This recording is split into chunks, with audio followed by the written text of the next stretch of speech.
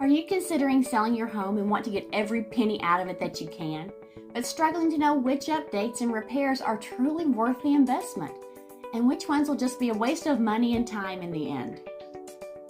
Well, in this video, I'll share just what fixes you should avoid so that you don't end up throwing away money that you won't recoup. It will likely save you some time as well, so you can get that house on the market even quicker. A few of these may surprise you. When preparing your home to sell, there are always some tweaks that need to happen to make it more appealing to buyers and to have your house show its best. But you may be getting mixed messages about where to spend that budget in order to get the most out of your home. It's important to know that not all fixes and updates are created equal. Some home improvements may increase the price of your house while not increasing the profits in your pocket. So you must keep the end goal of making the most net profit in mind as you choose which projects to take on. So with the goal of getting the best return on investment, here's the projects you should avoid. The first two are similar. Avoid a full kitchen remodel and avoid a full bath remodel. These shouldn't be done for the sole purpose of selling your house. While it's true that kitchens and baths sell houses and full remodels will increase your sales price, these remodels will cost you more than you will likely get back on the sale. So before you go gutting everything, you should know that you will likely recoup only about 68% on a full kitchen remodel and only 60% of a full bath remodel based on national averages.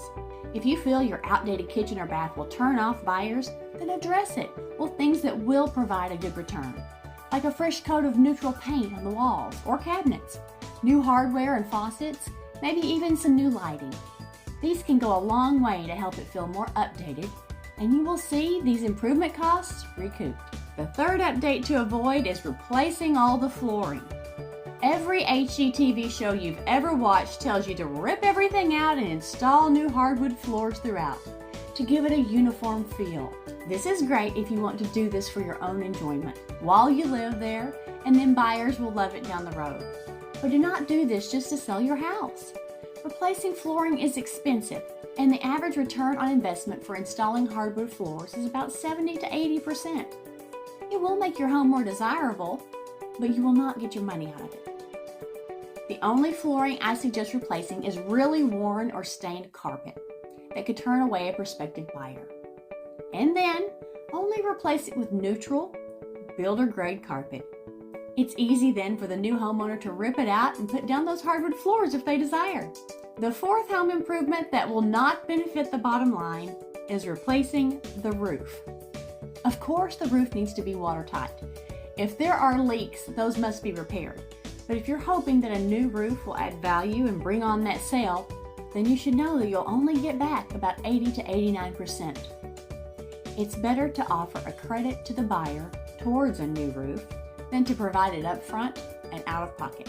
The last update I suggest avoiding is having all new professional landscape installed. While curb appeal is super important, it doesn't mean you have to break the bank installing everything new. Too often, sellers spend thousands on designing and installing new trees, plants, flower beds, patios, decks, all right before listing their home. But all that can feel overwhelming to buyers who cannot imagine the upkeep needed to maintain the beauty of it all. I've seen gorgeous, expensive, newly installed landscapes die right after the buyer moves in because the new owners aren't into gardening, and it never even gets watered. When it comes to sprucing up your landscape, simple is best. Usually that means fertilizing the lawn, trimming the overgrown shrubs and trees, tidying up the yards of any debris, depersonalizing that yard art, maybe adding some fresh, natural colored mulch to the beds, a pop of color with some flowers near the front door, a fresh welcome mat and a couple of chairs on the porch, and that should be it. Now that you know what fixes to avoid when selling, you need to watch my next video, the 5 best home improvements to make when selling a house in Lake Highlands. Learn what things make the biggest difference with the least investment and what the deal breakers are for buyers. If you have any questions about anything related to real estate in the Dallas area, or Lake Highlands in particular, don't hesitate to reach out.